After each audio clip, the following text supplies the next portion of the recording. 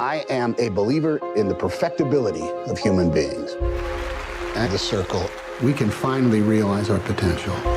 When we are our best selves, there isn't a problem that we cannot solve. We can cure any disease, and we can end hunger. Imagine the human rights implications. The possibilities are endless.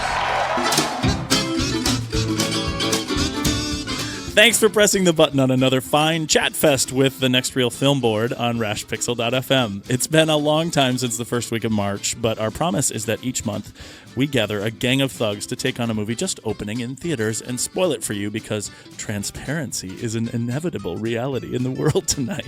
Right? We all watched The Circle, and I'm excited to find out what everyone here thought about the story and its Black Mirror reflection of technology today. My name is JJ, and joining me tonight are some choice connections from my True You account.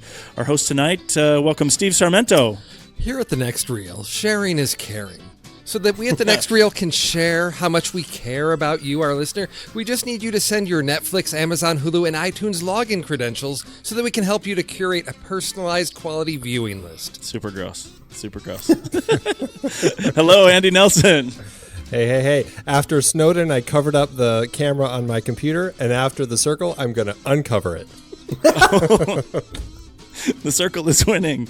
Okay, how about you, Tommy Handsome? I can see all of you right now. All of you. All of you. And tonight we have a special guest host from the On-Demand Content universe and host of a couple series of Unspoiled podcasts. Please say hello to Jaime Smith. Hello. I didn't come up with a clever thing to say. Neither did I. We're all on the same team, and it's really good to have you here tonight. Can you tell us a bit about what you do over at Unspoiled? I can. I have two shows. One is called The Constant. It's about the show Lost. The other one is about Band of Brothers. It's called Undeclared Band of Brothers. They both can be found if you were to go to iTunes and search Unspoiled.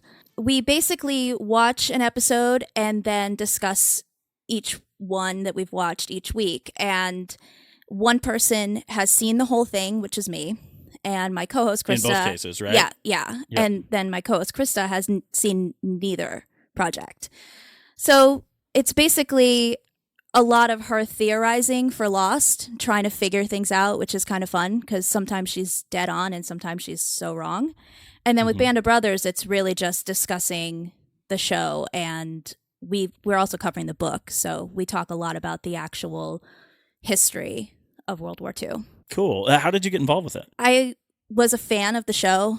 Nice. It was started by Natasha Kingston with her ex-husband. They started doing A Song of Ice and Fire. Okay. And that branched out to covering all kinds of different That's Game shows. of Thrones, right? Yeah, but they were doing the books, and they were doing one chapter a day. And he had never read it, and she had read the whole thing. So it was just a sort of hobby that they did, and now it's what she does. She's really turned this into her career, largely thanks to Patreon. Yeah, well, and you know, we just kind of want to talk to you about that too, because that's something that we've just started here too. And the Unspoiled Patreon account is super awesome to take a look there. We just started a Patreon page where our listeners can go to connect with us further and help support all the different stuff that we do here. So at that page, you know, people can sign up and pay just as little as $1 a month, and they become patrons of the show, and you know, keep us doing what we do here and all the different Next Reel things there. Right now, we just got started there, so we only have a couple patrons, but Unspoiled has something like 412 patrons. What? Do you know when she started that? Yes, seriously. She started Patreon a couple of years ago. I'm not sure. Okay. I know I've been a patron for a couple of years. Nice. Were you a patron before you started hosting? I was. Because awesome. I was a fan, and I became a patron, and there's a little exclusive patrons-only Facebook group, so I started commenting about things in there, and I became friends with Natasha, and over time, like, we actually became like real life friends. So when I wanted to start this podcast, I approached her to see if maybe I could do it on her network because she already had the Unspoiled angle, and she didn't want to cover Lost, but it's one of my favorite shows. She didn't want to cover it? No, because she ended up not loving it towards the end, and I love it. So Sure. She felt like because I've got such a positive outlook on the show in general, it would be more fun for someone like me to cover it than for her to be involved with it. So I'm technically a franchise show. That's super cool, and that's one of the things that I like about the Unspoiled concept too. Is that when you go to the Unspoiled, unspoiledpodcast.com, you can see all the different franchises and series that are being covered, and there's all different things that you can go, so you can find the thing that you like, similar to in a way to our show, where you can find a film that you love and figure out, go into our feed and listen to our talk about it as well. So there's a lot of similarities there. Yeah, there's probably something for everyone. They do books or graphic novels, sometimes movies. If patrons pledge enough, they can pick something for her to cover. So a lot of times it'll be a movie, sometimes really bad movies like The Room, Okay. and sometimes a great movie like Goonies. They did Star Wars. They always cover the Marvel movies when they come out because her boyfriend is a huge comics guy. He's got his own show about comic books, and I don't know. It's super cool, and it's such an inclusive group that if you become a patron, you get to meet all these really awesome people. It's a nice community. Awesome. Yeah, and I guess that's what we're looking to start with our Patreon page as well. So if you are out there and listening, you could go and check out our new page at www.patreon.com/thenextreel. Patreon is spelled Patreon, and also for a deep dive into the special intricacies of this show and its sibling shows, go to thenextreel.com, subscribe in your favorite podcast app, and follow us on Twitter and Facebook at The Next Reel. Maybe the solution to all these divergent social media outlets is if we just had one service that would link up everything we need to get through life and business, and then we could require everyone to use it to connect with each other. It would be like this digital sphere that we would all be inside. Does that sound fun? Terrifying. See, that's what we're talking about tonight. We want to talk about everyone's initial thoughts about the movie The Circle. Steve. Overall, I enjoyed The Circle. Unfortunately, I think it just is several years too late for discussions of privacy and the overreach of social media companies. I mean, that's just part of the headlines now. It's something this isn't a movie that's giving people something to talk about. They're already talking about this, and it didn't bring anything new. I think it does accurately represent the demands of maintaining social profiles online, especially for a generation that has this tremendous fear of missing out on things. But with audiences showing up for like real quality shows on TV so much, I think this may have been better suited for the small screen to really give it some space to breathe and delve into a lot of the storylines and topics that I think were really just unexplored and underdeveloped. Well, that's interesting. So you think that it's sort of missed its opportunity in the world? Yes. The book came out in 2013. Yeah. That's still kind of too late, isn't it? Well, if this had been then, in 2013, I think, maybe it's because we're sort of in the Snowden era, after that movie, and then, just a lot of things that have been in the news about, net neutrality and personal privacy and, your internet service providers selling off your information. People are a lot more attuned to that. So this just, I think, could have been on that leading edge of those discussions rather than now just sort of being another voice in the mix. I think it's interesting that we didn't get directly into security in the movie while we were talking about. So I think that's definitely something for us to talk about today. Jamie, what did you think? I thought it was good. I thought it was a terrifying, slick dystopia. Unfortunately, the world we live in is becoming closer and closer to this, and I'm all about staying connected and using technology to do something good. I'm terrified of the cameras everywhere like they had in this movie, and having to sign up for something and forcing you to do things like vote, which I think everybody should vote, but it is a choice. And when it got to that part in the movie, I was just like, oh my God, this is just going to give someone really bad ideas. And I think that, the idea of this is kind of like Snowden on steroids when you talk about those cameras being placed literally everywhere in the film. And camouflaged. Yeah, exactly. Camo cam. Tommy, what was your take? Unfortunately, this movie was ultimately extremely disappointing for me. I have read the book, but it was a long time ago, so I won't spend too much time comparing it to the book. It started out with a lot of promise, and then it just got worse and worse and more unfocused and more scattered. I had a lot of problem with the acting. I had a lot of problem with the writing, and I don't even understand what the stance is of the movie at the end. I thought it ended up being kind of a disaster. A disaster. Yeah, well, that's That's interesting, and especially since you read the book. I think the idea about the stance or the stakes or where we're going with it is really important, and I want to get into that too. Andy, how did you feel about that? I'm kind of on Tommy's page with this one. It was very frustrating for me. Yeah, I'm a huge Tom Hanks fan. He's my favorite, and I thought he was great. I thought the rest of the cast, I liked the rest of the cast, but I didn't feel like they were bringing to the table anything great because I had so many problems with the script. It meandered, and it never gave me an antagonist that I felt was a real antagonist. Mm-hmm. And it kind of left me very frustrated. I also really struggled with Emma Watson as the protagonist in this. So, all in all, I was extremely disappointed. It's frustrating, I think, so much because it's such an interesting concept and such a scary concept. That, and you referenced Black Mirror earlier. I'm like, there's like a really amazing Black Mirror episode in here that just needs to be released because it certainly wasn't in this version of it. Well, I feel like they took pieces of Black Mirror and tried to apply it in different scenarios. But I understand what you guys are saying about maybe it not taking a stance or going far enough in any particular direction with it. But in general, I didn't hate it. I was entertained by it, and I kind of liked it in the way that only because in leading up to the film with the trailers, which I know, Steve, you don't watch, but I was expecting it to be a very terrifying film and really people fearing for their lives in the film. And I didn't really feel that, and that's okay because that's not really the movie that I like to see. In general, the sort of lightness of it and the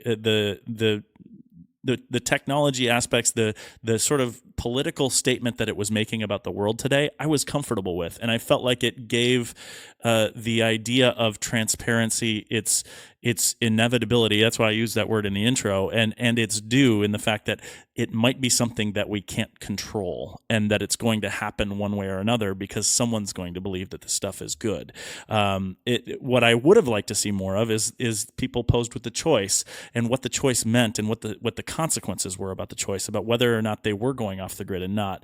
And when we had those kind of thrilling moments about with what was his name, Mercer, and him being kind of tried to be brought back to the circle at some point, that was the only really sort of consequence that we were able to witness throughout the film. So let's start with the story, really. I mean, it sounds like Tommy's the only one that's read the book. Has anyone else read the book? Andy, did you read it? I haven't, no. Okay, gotcha. So I think that it's not necessarily for us to definitely talk about the book or how it differed, but I think that the idea for writing the book is one thing. The idea for making the movie, it might have gone a different way. We have here in the show notes talked about the road to hell is paved with good intentions. Did you feel like that was actually happening in this film? I don't know if there were any good intentions in this film. Really? I feel like Tom Hanks' character, he used words that made it sound like these were great ideas, and you can see the insidiousness underneath it. This character dies because they Princess Diana'd him. Yeah. And he used this as a way to save troubled young men. Like, he just did not get the point, but twisted it to suit some other new scheme he had to control people's lives with his technology. I disagree. I don't see insidious intent, and that's one of my disappointments, is that he comes off with all these good things, like, okay, we see May and her parents get health coverage that's helping her dad with his MS, and we look at all these benefits of, like, that yes, he's spinning these things. If there's cameras everywhere, then we can reduce crime, we can reduce all of these things. I don't see a darker side to him other than maybe power and greed going to his head. But yes, Mercer, that situation, tragic. And there's always the balance of something new until we figure out how to get it regulated. But this is my problem. There's no bad guy. And maybe that's, I probably would have hated it if it was like, he's the sort of hand-wringing villain in the background of like, wahaha, I've got everybody's information. I'm now going to use it for my nefarious purposes. I don't see that here. I think it's sort of the slippery slope argument of we develop technology to solve these problems. It creates new problems that sometimes we're ill-equipped and unprepared to deal with. And it didn't explore that, but I didn't see insidious purposes. Well, I didn't get a sense that there was like an insidious purpose, so to speak, in what they were trying to achieve as far as the circle goes. But I did get a sense that they were, I don't know, there's a few things about like these politicians and the FBI arrest this senator and all this sort of stuff. And there's something with Patton Oswalt's character on the news earlier in the film that she catches before she's interrupted. And I'm just like, there's a glimmer of something going on that seemed to be nefarious to me. But that was a very frustrating element of the film, because I'm like, there's obviously something going on. There's something in these emails that they have that is going to bust these guys that, they don't want to be uncovered, but, what is it? Who knows? It just was, it left everything kind of flat, and it didn't have any sense of, are they good? Are they bad? Who knows? But hey, all their emails are out there. I think it's leaning really hard on the idea of what you feel about transparency versus privacy. That because Jamie, to go to your thing, he did say that it was to control disturbed young men, but what he was actually putting forward was some sort of your car will stop before it goes off the bridge thing. Again, the road paved with good intentions. Ignoring the fact that the car went off the road because a drone flew in front of him. Absolutely. But again, he's backtracking it enough. No, I'm not saying that he's doing right, but I think that the script is assuming that we will automatically have so much worry about the idea of transparency or a lack of privacy. That we automatically know who's bad and who's not, when the film itself doesn't even seem to really come down on a real side, especially by the end. I was very confused. I think that's where I'm assuming an intelligence within the film that may or may not be there, because I think it's not taking a side on purpose, and that's because I think that privacy, or potentially the idea of social media and sharing is caring, this whole thing that we as a people are doing now to an extreme degree, seems to be an apolitical thing, right? That there are people who believe that sharing on Facebook is a positive thing, and there are people who believe that sharing on Facebook is a negative thing, but they don't tend to be on one side of the political aisle. So I think what's interesting is that the idea, like the scene that compelled me the most, is when May takes over the boardroom scene, and she's and I guess for me, I clearly felt this kind of, now we're sliding down the slippery slope. And I think that's where it was really trying to take us, especially with the montage after it of everyone talking about the positive outcomes they could have for democracy, the word they kept throwing around is democracy, how this is great for democracy. And it felt like an apolitical statement, which you could either feel positively or negatively about, but it didn't necessarily mean you were on the left or the right. I think about that in terms of something like, something that's less benign, like the Patriot Act, right? And the way that people feel about the Patriot Act, how some people believe that that's taking away from privacy, but some people think we need it for security. Civil rights. The thing that I think is interesting about this film is it's taking something that's generally accepted in society now in terms of social media and all these sort of subtle community connection cues to go forward and do these things. And they're really not a political push of doing it. It's really like a societal, like, join us and be part of what we're doing here, sort of thing, and then showing us what the slippery slope is. So I liked that, in that it didn't necessarily fall on either side, and it felt more like a statement about the inevitability about it's happening, and that while there are some people who will be a part of the montage saying it's a good thing, there's also a way for us to be objective and look back and say, yeah, but it's also going to cause Mercer to drive off the bridge. But that was such a broad, weird way to explain that darkness. One of the problems for me in the movie is, and I guess maybe it's on purpose, I mean, the movie lives in such a bubble, and maybe that's the point, but you never get any outside perspective apart from these, I think someone called them zings, if that's what they're called, these on the screen kind of things. Like, news takes place early on and then it disappears after Mercer dies, after all this stuff, after this whole whatever happens to Tom Hanks and this stuff. Like, we never find out how the world is feeling about things. And it makes it a very alienating, weird, sort of just very tight, insular story that I never understood. They're talking about world-changing things, and I never felt that way. And I guess my take, and I don't want to become an apologist for this movie because in general, while I didn't hate it, I didn't think it was a great movie. You love but this my movie. take on, but my take on that was how the sort of the faux feeling of being connected to everyone can also make you feel completely insulated.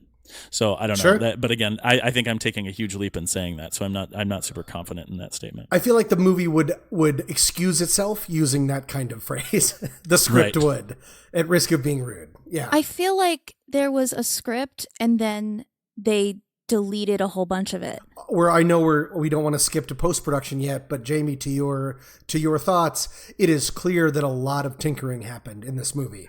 You don't want to skip to it, but it's clear that the movie did. Right. There is an inordinate amount of over the shoulder, can't see the talker. There, it feels like Emma Watson, her motivations are all over the place. Like they just turn on a dime, which doesn't make sense. I think there was a lot. John Boyega disappears for most of the movie. I think there was a different was John movie that Boyega was in made. this? Because Yeah. I went to see it because John Boyega was in it. I thought. He was glowering from backstage guy. You didn't see him? I just can't. I don't understand why you cast John Boyega and you give him 10 lines. I think he had a ton more. Something happened in this movie. You hope he did. I assume he's so important in the book. I also think that they made an unexplained turn with Karen Gillan's character where she's in this gang of 4. 40. And then all of a sudden she's strung out, she's overworked, she's jealous of May with no explanation. And then she walks out of a boardroom meeting and pops up 20 minutes later when May calls her and she's in Scotland. And I was like, wait, I didn't know she had a drug problem. I didn't know any of this. Exactly. Oh, That yeah, one she scene became where she was wearing Kleenex boxes for shoes. That's movie shorthand saying she's strung out. Right. Well, yes, I got it because her hair got very messy. right. Yeah. Right. So I understood. Like, she's just really overworked. I think what was the running time of this movie? Does anyone know off the top of their I heads? don't think it was that long. It was 110 minutes. Okay, so there's a longer version of this movie, clearly, that exists. Well, and we look at the direction. He also was involved in writing the film, so there's some definite things to talk about from the script to the direction of what's going on. James Ponsoldt. He has worked on The Spectacular Now and The End of the Tour, which was the Jason Segel, Jesse Eisenberg, the one based on the journalist Foster that went Wallace. on. Foster Wallace. David Foster Wallace. That's the name I was getting to. Yes, which is so both of those are adapted from books. However, based on my research, he didn't write those scripts, so I don't know if he's getting that credit for changes that happened, or if he was sort of the force behind bringing this to the screen after being successful with those two adaptations, because those two films, Spectacular Now is again one of my favorite movies from the past few years. That was my first Three of a Kind I did, featured that. It's a tremendous film for high school students to see. End of the Tour, if you're a David Foster Wallace fan, you're going to love it. It may not be for everybody, but it's a solid film which is basically two guys in a car for the majority of the film. They're both really conversation films. Would you agree? Oh, yes, definitely. Like two people talking. Yeah. And this was not that. No, this was The Circle was not that. This was a jump to more of a big time. Where were his hands in the film? What did you guys see? I don't necessarily jump to cinematography when I talk about direction here, but one of the things that I noticed right away was all of the moving camera work, and I usually like that a lot when you see staged camera moves that they're doing there. In general, some of it seemed gratuitous here. I got a little bit of Law and Order feel, like most of the time people were moving and we were tracking them as we went, but Now's the time to cross. the good ones I thought were really good. We talk about him because we talk about what in the after production stuff that came up. Potentially there was a lot of stuff that didn't work in the original cut of this film. I just wonder if that was a studio thing, like studio interference. I don't know. There's just there's a lot of this that has to be missing. Well, you always wonder. It's like, was it test audiences had issues with it, and so they went back in and changed stuff? I mean, it's so frustrating trying to know exactly, where did this start that led to what we have now.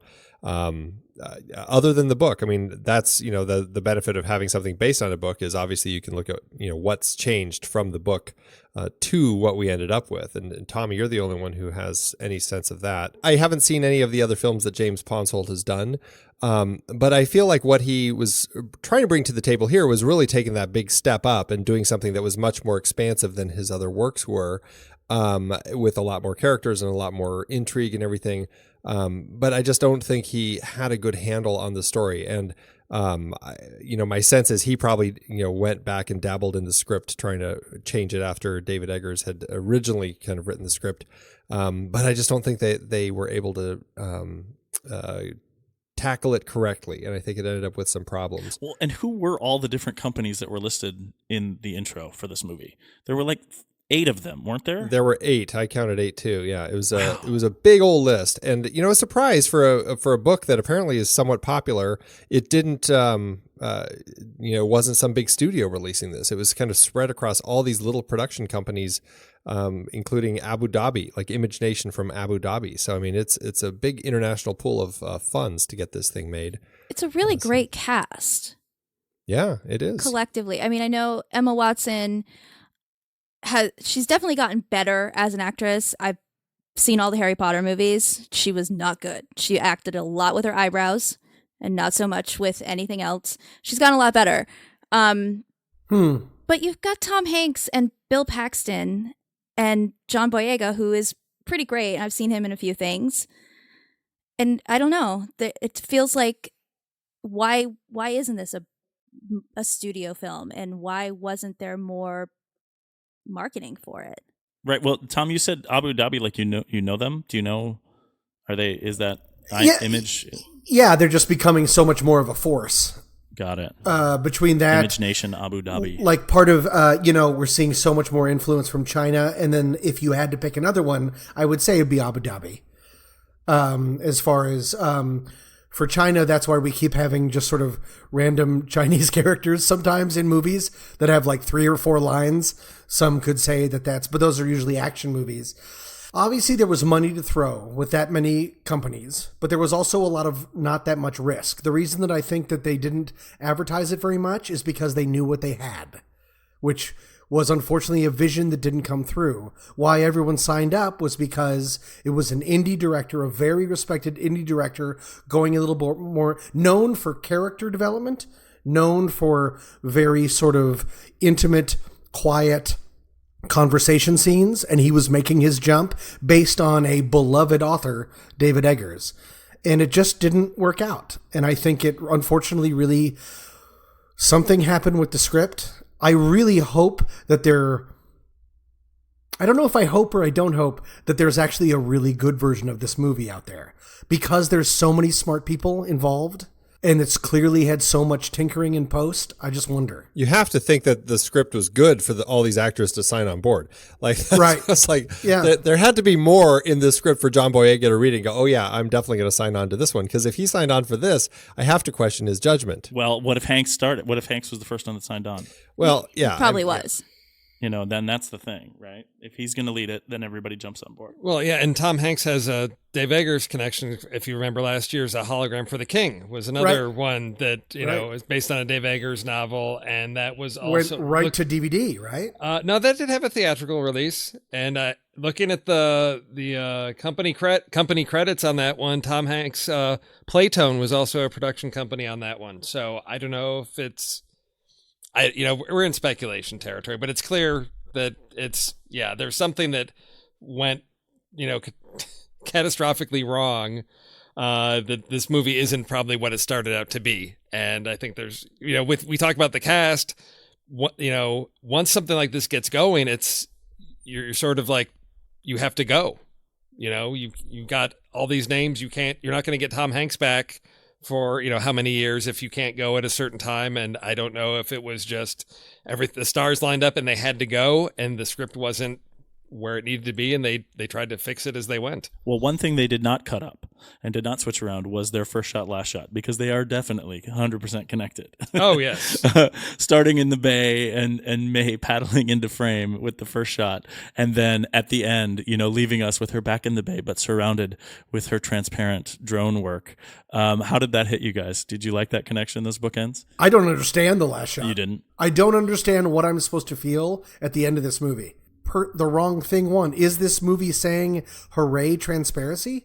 As she looks up beatifically into the drones and says, hello there. It seems like hooray, she got what she wanted. But that can't be the theory of the film, right? It's certainly not in the book. But I mean, it can't be that everything should be transparent, or can it? I mean, that just feels like it's like a joke version of a sci-fi film. The answer is privacy. The answer is not Big Brother. The answer is not everyone having all access to everything. The movie spent most of the time kind of going towards that, but then they made a big hit against that. She only said, let's go transparent in order to vaguely throw Tom Hanks and Patton Oswalt under the bus. No. She decided to go transparent first when those little, cameras saved her life when she went out kayaking in the bay in the middle of, when she went kayaking in the middle of the pool set that set piece did not work. Because that was the big pivot for her, where she seems to be doubting things. She's still maybe a little, questioning this like very open transparency environment that she's gotten herself into. But once those cameras save her life, it's like she dove in 100%. Like, yes, I support this 100% because it saved my life. And yes, we have the incident with Mercer, but then she realizes this is still a tool I can use for good. And I'm going to, pull back the curtain on these two guys and throw transparency back on them.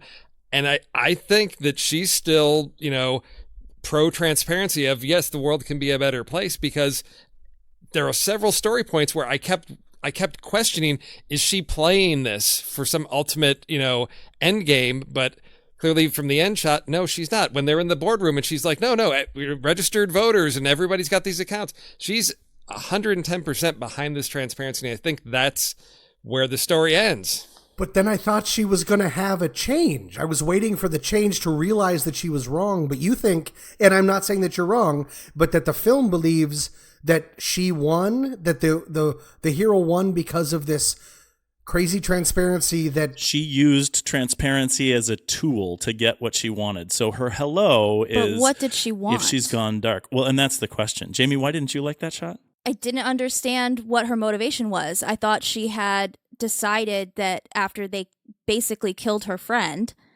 and invaded her parents' lives to an extent where they didn't even want to talk to her, that she exposed them in some way. And I figured she left the company. But then Me too. She looks at these drones like they're her little buddies. Friends. Yeah. And I didn't get it. I'm glad that I'm not the only person that feels like they didn't get it. In the show notes, there was a tiny bit of the script, and it was just the scene where she has that interview with Tom Hanks' character on the stage, where she decides to go transparent. It's completely different in that script. In the movie, she decides to go, she's a willing participant in going transparent.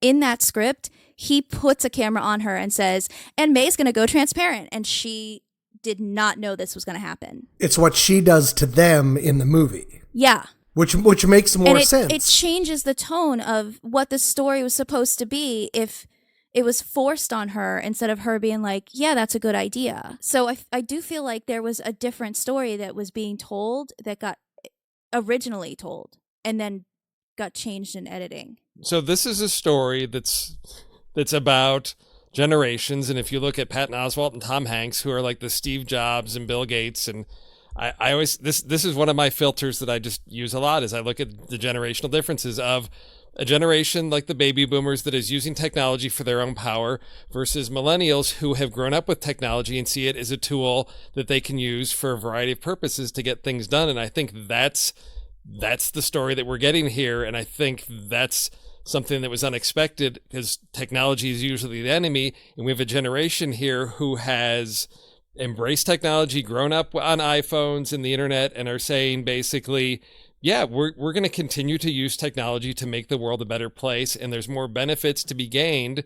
And social networking is transparency, and there is less, there's less privacy, but everybody keeps everything out in the open and everybody's oversharing. I mean, people tweet their lunches and no one cares. There's all that noise out there that there's no time. I mean, we see May get overwhelmed with all this stuff. Everybody's throwing so much stuff out there. There's no time for everybody to start judging people, because you're at the hamster in the technology wheel that's spinning and spinning. But for that generation that's keeping up that pace with this ambitious goal of improving the world, and technology's their means to do it. And I think that's what the story's trying to say. That's interesting. The one thing that I think was missing from what you just said, Steve, was you said that older people like Patton Oswalt and Tom Hanks are using it for power or nefarious means. We never get that except for that one line that seems thrown in there for the audience saying, "We are so effed." Right. It's not based in any kind of anything that we've seen other than Patton Oswalt is like a Steve Bannon scowler.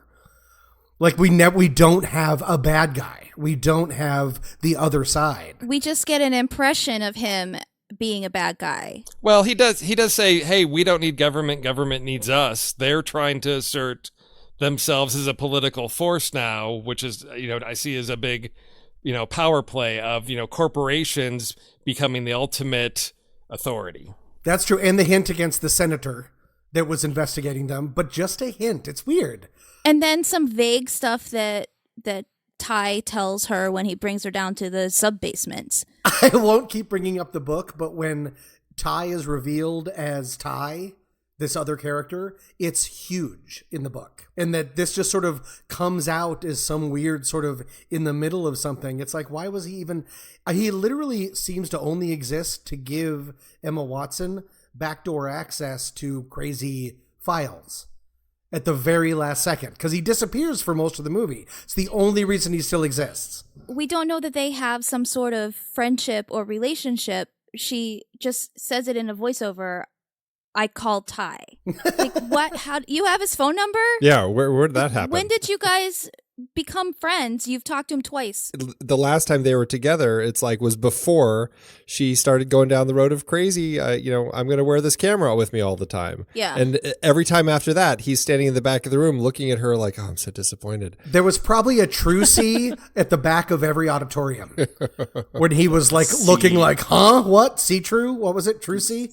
CISO. Sea change? Change. It's CISO. I don't think you guys are right. I'm going with me on this It's one. Sea Change because it's a Beck song and they had Beck in the movie. Right. Oh, Beck and his band. That's right. That's super hip. Well, and unfortunately, he becomes a trope, right? Ty, because of the lack of everything that's there. Now, all of a sudden, this character that was so strong in such an important key part of the book, all of a sudden becomes the trope, which is the magical Negro trope that is I active didn't even in think of so that. many different places.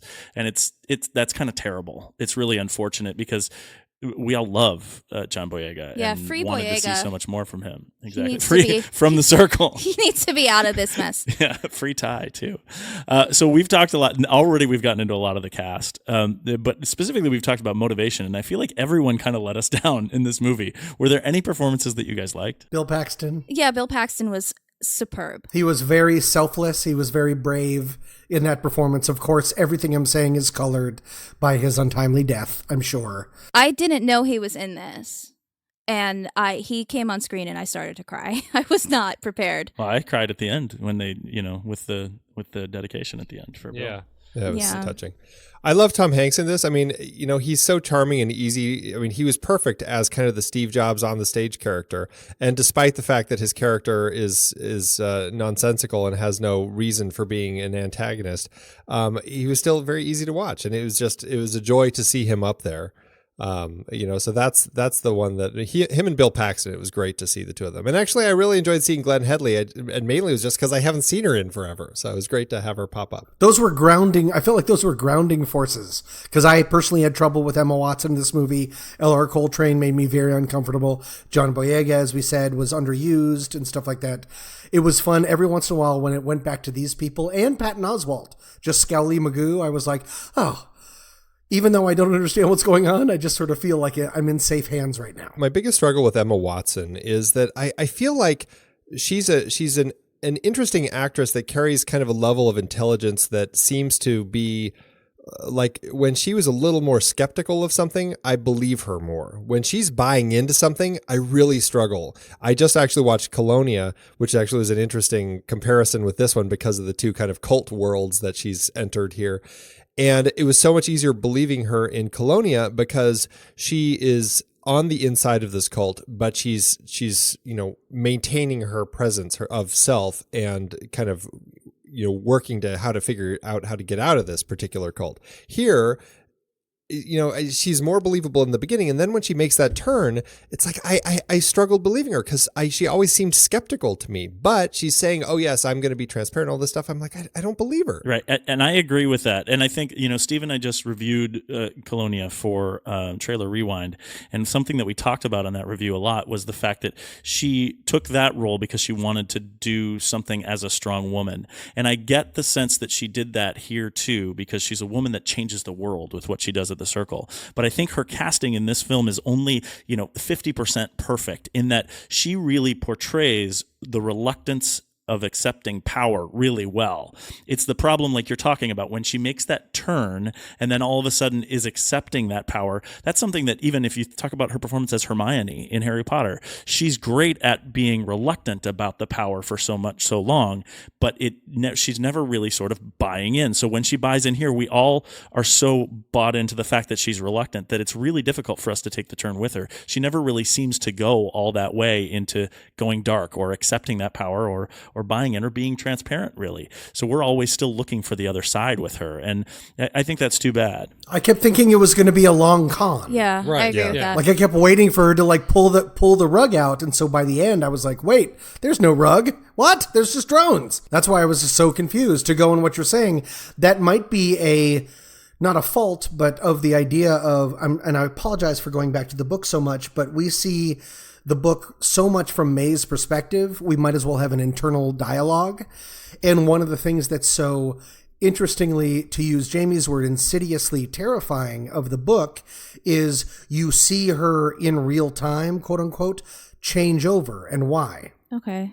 Because the idea of the road to hell paved with good intentions is it just makes sense. It just makes sense. On the outside, you're like, oh, but slippery slope.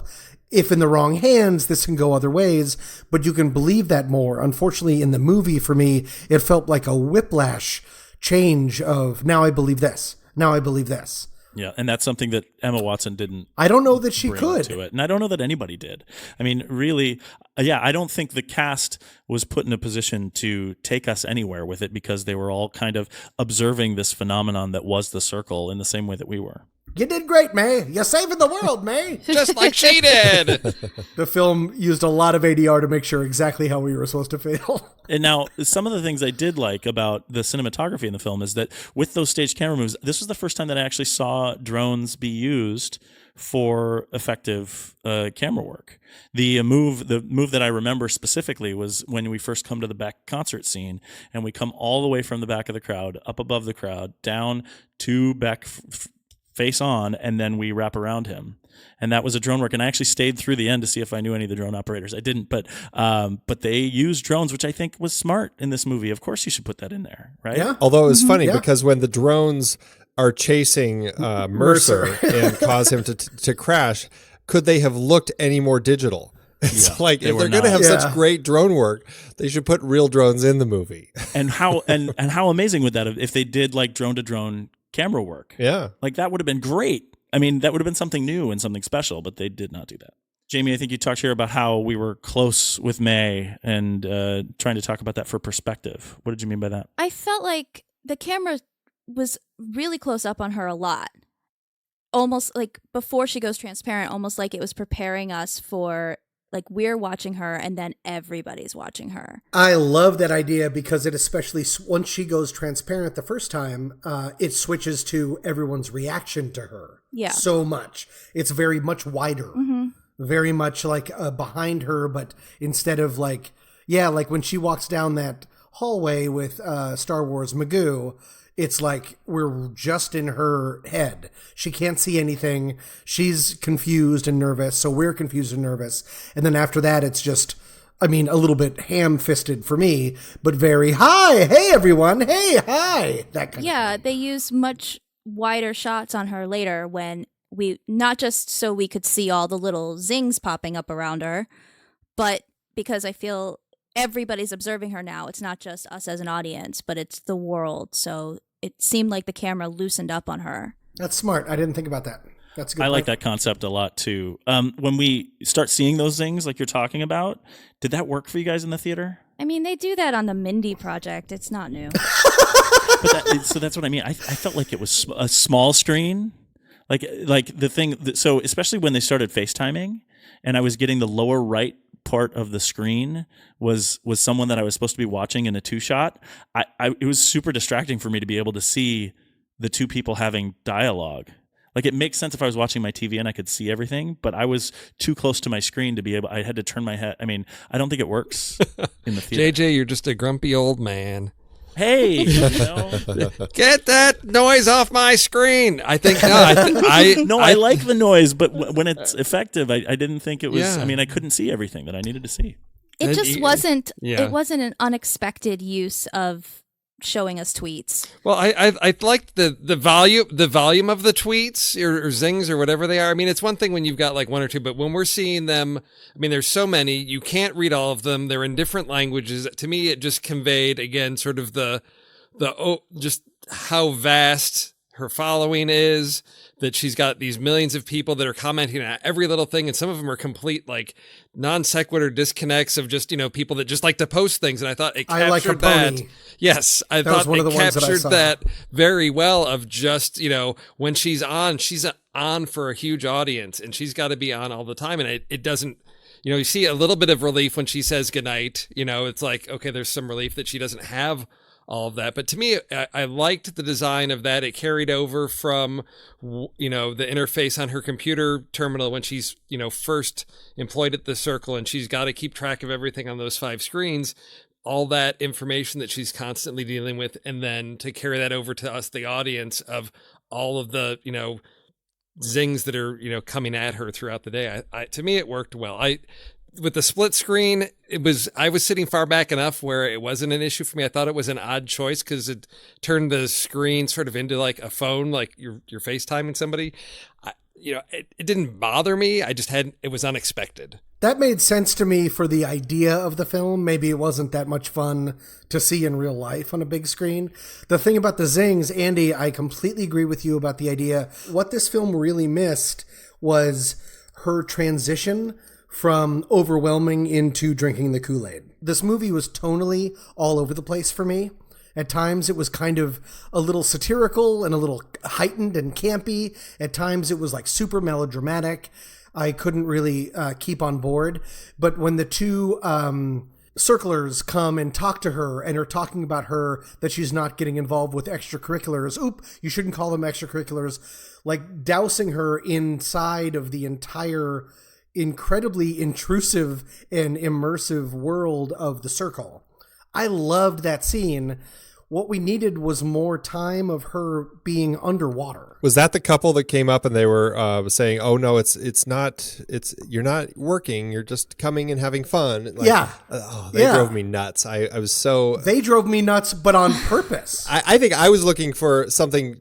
Well, maybe, yeah. I was looking for something that was darker, though, and I felt like that was a weird tonal shift for me, too, because I'm like, I was expecting kind of this more interesting look at the science fiction, the dark nature of this, and then that was like ripe for comedy, the way that those two were acting. That's a I'm good like, point. oh my lord, lady, tone it down. I mean, who comes up and talks to somebody that way? It was very broad, but I guess for me, it was a choice. Yeah, and for me, it was the wrong choice. Fair enough, and that makes sense. But there's what I mean, she just sort of like gives a little Emma Watson devilish grin and is like, well, I'm going to lean into this. And then a montage and she's on top of the world.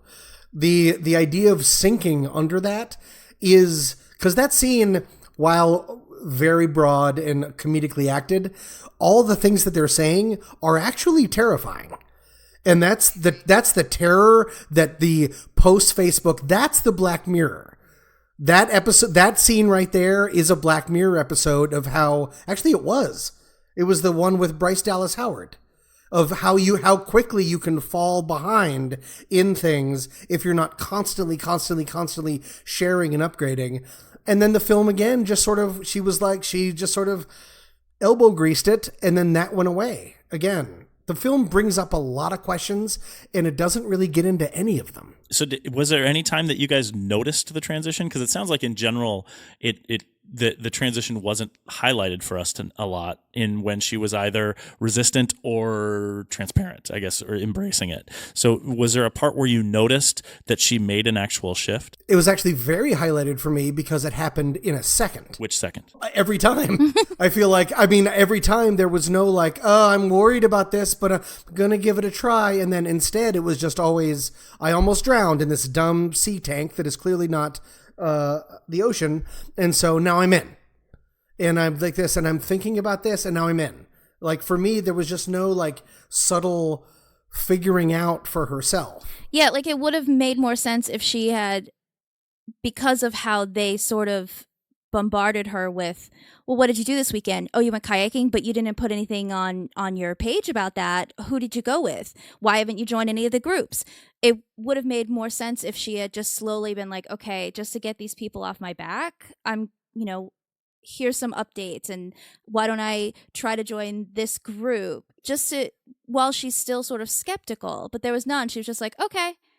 And then the next time you see her, you're like seeing that she's at 100% rating on her customer service, whatever it is that she does. And she's, in the middle of that little circle graph thing that they had of like, you're influencing. She's close to the gang of 40 already. And it's like that, but that was supposed to be the scary part. Yeah, but we don't see how she got there. It's just like 1 second they're telling her you're not part of the group, you're staying separate. And then the next thing we know, she's like right there in the middle of everything. And everybody knows her and whatever. It was weird. There was no build to it. No sense of story transition. It just jumps very quickly and abruptly from one thing to the next. And it was frustrating. There were montages, a little bit of her like at her computer. I mean, it's just like the Karate Kid, he waxes some boards and all of a sudden he can he's an expert at karate. I mean, it's the same thing of you have to compress things down. And I think part of it is, again, an age group where, being adept with technology and being able to manage those things is the expectation. So Steve, that's what you meant when you said the movie was too late. It should have come out in the year that the Karate Kid came out. Yes, exactly. Then it would have been like, whoa, this is way advanced, crazy, to expect people to do all this. We have higher expectations for our storytelling now than we did in the 80s. I mean, how many of you work with people in their 20s? I do. And is it a group that is this entrenched in technology? Not this entrenched. I don't know if anybody is this entrenched if they're not a Kardashian. Well, that's true. But I mean, I think there's, I see a lot of people of this that's like always on the phone, always tweeting on Instagram, all of this. It's always, that's part of your social engagement with people. But I do that too. And I'm not in my 20s. I don't broadcast everything, but I'm on Facebook all the time. Right. And so you manage all of those things, and that's part of how you function in society. So if that's the expectation for your job, then that's what you do. I get that. And I get why they did it in this movie. I just think that it would have made more sense for us to see her gradual build from sort of uneasy about all of this to sort of being indoctrinated into it instead of just an instant change. There's no moral compass about Danielson waxing a fence. There is one about every montage in this film has to do with May either sinking lower or gaining higher, but they just treat it like time going by. That's the difference. Well, and that's the thing too. I know we talk a lot about here that we think a lot was cut, but I can't imagine that there was additional stuff that would have led us to believe that the transitions were more real. I think that, the difficulty of this film is that the direction that they chose, I think, might have been the only thing they had, and that's why they kind of went this way. At least that's the way it feels to me. And I feel like that was going to be a struggle that he would have had with Emma, no matter how he sliced it. I just feel like she was, she's an interesting actress, and I enjoy watching her on screen, but I just didn't feel she fit here, and I don't know if he would have been able to get the right performance out of her. I mean, maybe if the script was really tightened up or something, I don't know. Is there somebody that you could see instead of her? I feel like the person who would have to be somebody who could kind of play that skeptical side of things, but also like when they drink the Kool-Aid can really like sell me that they've kind of gone down this crazy road, Yeah. I mean, Jennifer Lawrence kind of pops into my head, but I don't know. I feel like somebody's out there. I'm just not quite sure exactly who it is. And normally I would hate that we were using the cliche drink the Kool-Aid so much, except for the fact that they actually used it in the film too. A couple times. Yeah. Do you guys think that the A-list cast or I guess the status of the actors might have worked against them in this film? For me, absolutely. Especially in the sense that it would have, like Steve pointed out earlier, probably drove the production schedule and got this thing, having to get made quicker than it should have been. This has a little bit of reek of Passengers, starring Chris Pratt and Jennifer Lawrence, which was such a huge push, and then such a critical disaster. I've seen it. I think it has huge problems, but I think it has such a huge critical problem because of the A-list cast. They are definitely held to a higher standard. When you go into this movie, A problem of expectations. Yeah. a problem of expectations, yeah, that we judge movies harsher depending on who's in them and who's behind them. Very much so. I don't think that having someone like Tom Hanks in the sort of limited role he was in hurt the film because he's who he is. I think it actually helped a little bit. Not hurt the film financially, but do you think hurt the film expectationally? No. Really? I think he played this role really well. I think he did a great job with what he was given. I'm not sure if he was given more that was cut or he just went with what he had. Casting someone like Tom Hanks, who the movie-going audience already likes and trusts, is smart for this role because there's undertones to what they're doing, but you immediately trust Tom Hanks. It's like the opposite of casting Tom Cruise in something and that guy's not going to die, so why do I care? In this movie, he's not going to die. Has Tom Cruise ever died on film? No, I don't think so, and it's really frustrating. Yes. Yes, he did. He died 1,000 times in Edge of Tomorrow. in Edge of Tomorrow. You're right. Right, Yep. but he's still alive at the end of that movie. Okay, yes. I just think that it actually helped that it was Tom Hanks. It gives you a level of trust that then can be broken down. I just don't think that they broke down the trust very well. We talk about him bringing something to the box office. How was your guys? How were your theaters? Were they filled? It was me and one other woman in this. Oh wow! Wow. How about the rest of you? I went to the Late Show on Friday night, but it was a really thin crowd. I was really I don't know what I was expecting for this movie, but I felt like I was expecting more. Just very, very thin. Yeah, I was at a 7:00 show on Friday, and it wasn't packed, but it was pretty full. It felt like a good sized crowd.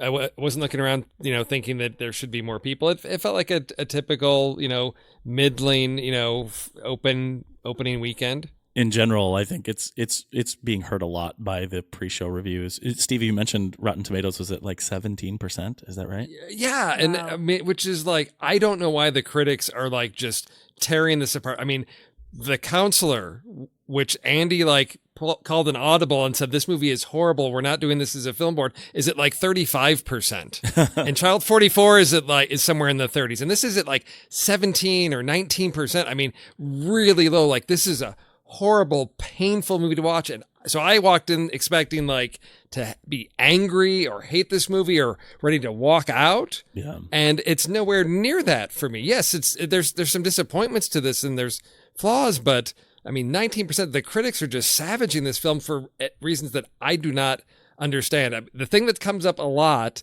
in the reviews is this, that it's supposed to be this techno thriller, which I don't understand where that expectation's coming from, and maybe again it's that discrepancy. It's from the trailers. Yeah, that's Right. since I didn't see trailers, I have no expectations. I'm like, okay, I did read like the first third of the book, and then I felt like it was spinning its wheels, and I moved on to something else.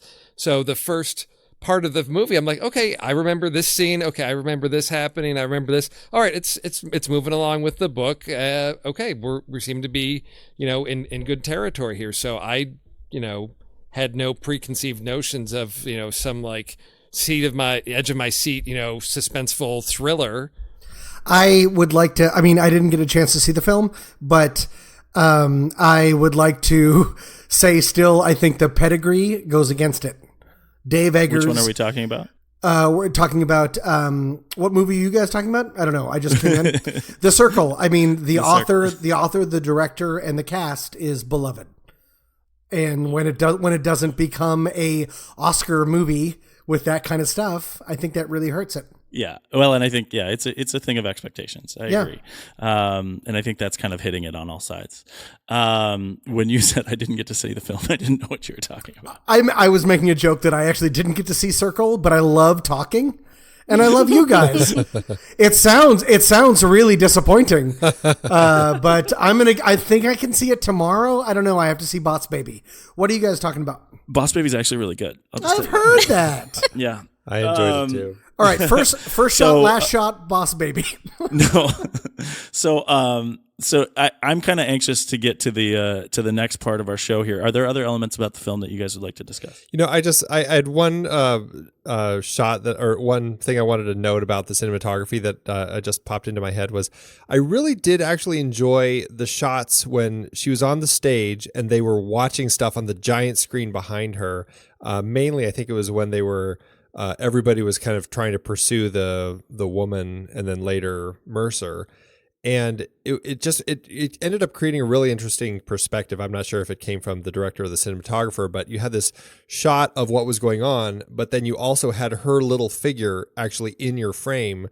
So it kind of threw you. It's like, oh, I'm not actually just watching, this footage of this woman being chased and captured. I'm actually watching the audience watch Emma watch this thing on the screen. That was actually a kind of an interesting little bit of the cinematography that I enjoyed. It's a smart detail because that's how it would go. Because what's the point of doing these things if you're not being watched? So you want to watch the watchers.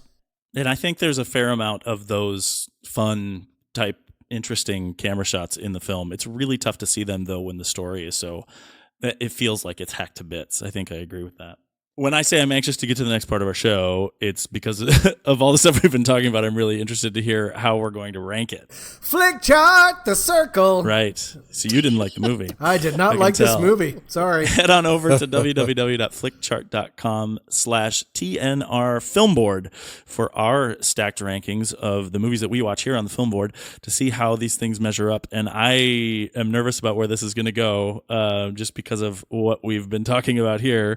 But where do we start the rankings, Andy? All right, first up, we have The Circle, or right back to you, Tommy, The Hobbit, The Desolation of Smaug. That's funny. Predetermined. Yeah, The Circle. I'm totally Smaug. I'm Circle, too. Oh, you guys. Seriously. I'm very loyal to Middle Earth, so I'm going to pick The Hobbit. Steve? Geez. Are we tied? Down to you, Steve. Yeah, it's 2-2. Okay, because Tommy picked... Circle because he just can't do with all the proper nouns. Oh my gosh, it's been a long time since I've seen that, and it was the best of the three. But I'm gonna go with The Circle. Wait, which one is Which it? one? That's the second one. It's the second one. Desolation of Smaug. It's the dragon. All right, Yeah. yeah, that was a good dragon. So, Steve, you went with The Circle. Yeah, I went with The Circle. Yeah. All right. Oh, you fools. All right, The Circle or Dawn of the Planet of the Apes. Was that the first or the second? This was the second. Dawn of the Planet of the Apes. The one that made me sad. I'm Dawn of the Planet of the Apes. I am too. Yeah, apes. Let's say apes. It doesn't matter. No. Okay. The Circle or Looper? Looper. Looper, hands down. Was that the sequel? Was that everybody? No, but it doesn't matter. So. Well, we're curious though. Looper Are hands you going to down. say The Circle over Looper? I don't know because I heard all this hype about Looper, and I have some problems with it. It just seems like it falls short somewhere. I think I would pick it over The Circle, but it's going to be close because the Looper just doesn't come together the way that I feel like it really should. This next one is interesting. The Circle or Snowden? Oh. I have to disdain. I will say Snowden. I'm going to say The Circle. Abstain, sorry. Disdain? Disdain. I forgot how words work. I have to abstain. I haven't seen it. I haven't seen it either, so I have to abstain. Oh, wow. Okay. Wow. Hey, Jamie, want to come over and watch Snowden? All right. Woo! If only I still lived in LA, Tommy. The next real film, Tinder. I don't know what this is. Go ahead. I'm going to go Snowden. Oh, good. All right. And JJ, you said Snowden, right? No, I said The Circle. Oh, you said The Circle. Oh. The Circle or Side Effects? Ooh, Side effects. side effects. Side Effects for me. Yeah, side effects. I haven't seen that either. Is that Channing Tatum? Yes. Yeah, I haven't seen that. All right, guys. Well, that puts The Circle at number 29 out of 57. Much higher than it should be. What's right above it and below it? It is actually right below The Finest Hours. Oh, Oh, no. Yep. And right above The Hobbit, The Desolation. Flickchart, what have you done to us? You've made Wait, us was The fools. Finest Hours not good? I haven't seen that. It was not good. it was not Oh, I like Chris Pine. Yeah. Well, Yeah, he's great, it was but fine. very- I didn't think it was as bad as these guys did. Oh, Flickchart, I'm so embarrassed. Andy liked it just like she did. Just like she did. Well, I can't talk to my So parents now. we're just blocking all of the ADR movies right in the same Yes, we area. Wow. Okay, so now Letterboxd. So Letterboxd, we do a 5-star ranking, but you can do half stars. For me, for this movie, it's a 3.5. Wow. Okay. I would give it a 3. This is Steve. I give it a 3.5 also. This is Steve. I give it a 2.5. Oh, Foster. Sorry. Bad dog. No, this is Tommy. 2.5. Started off All right, great. you got- I was really excited for a while for this movie. You guys are very generous. I gave it a 1. Wow. Oh, My gosh. now we know. Yeah. That's why you hate Exactly. 29. Exactly. Numbers. That gives it an average of 2.7. Yeah, well, a little bit over half. Yeah. It's a totally middling movie. I think Yeah, that's totally it's fair. not a Yeah, that's fair. disaster. Yeah. So where do we go from here? Next month, these guys are going to make me go see the new Alien movie, which is Yay! Alien.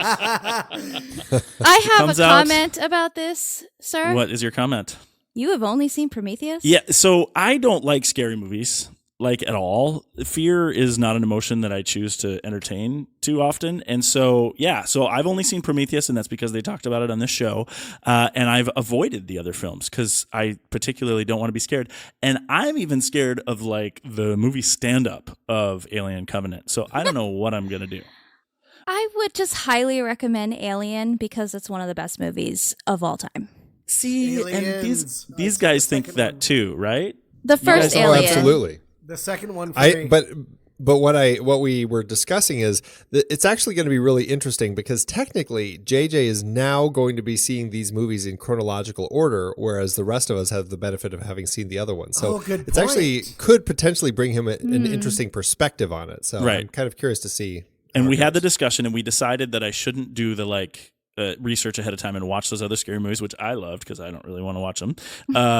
And because I'm going through it this way, which is kind of like your podcast, Jamie. That's true. We're kind of doing unspoiled JJ on the Alien. Unspoiled Alien. What are all these aliens about?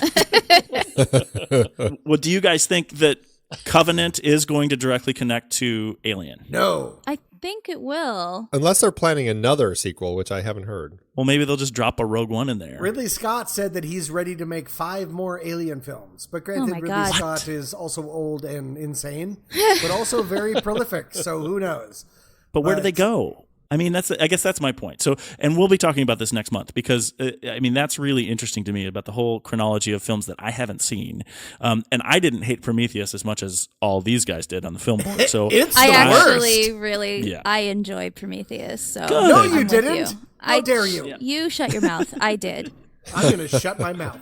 Fair I enough. did too. So it'll be interesting to see where we all sit on that one. And that comes out on May 19th. So we'll be doing the show. You'll be able to pick up the show in your podcast subscriptions in the weekend after that. Andy, what series are we running on the Next Real Mothership show right now?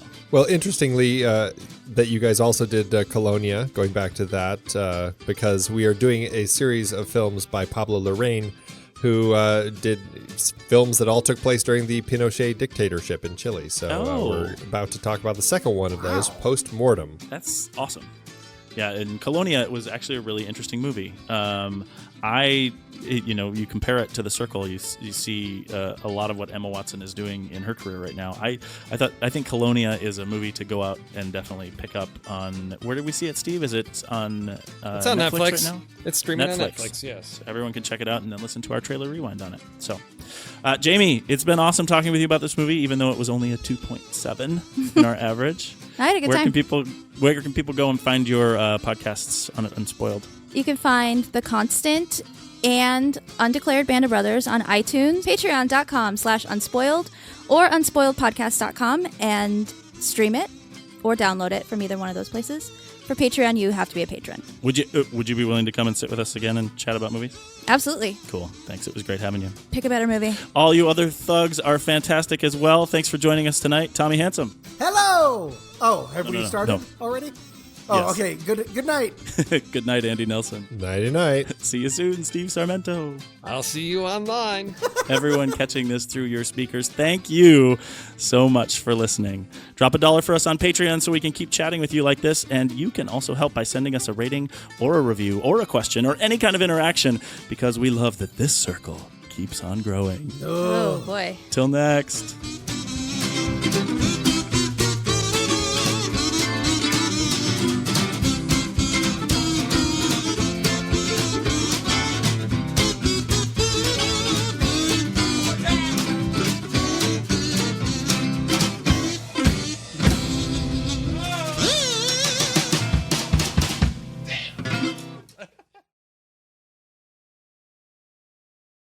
I'm not leaving. I'm going to stay here forever. This is where I want to live. On the internet. Just you and me and Steve. This is my new island. Okay, so we have to come up with rules. I think I should be head of internet. Steve, what do you want to be? Steve! I'm the head of internet. What do you want to be? No, because, maybe. JJ, what do you want to be?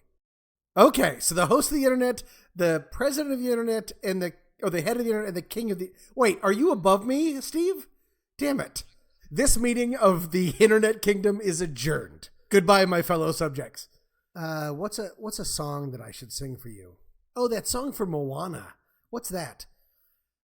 I cling to you. No, you make me stronger. I don't know how the song goes. Sorry, gotta get back to you. Okay, bye.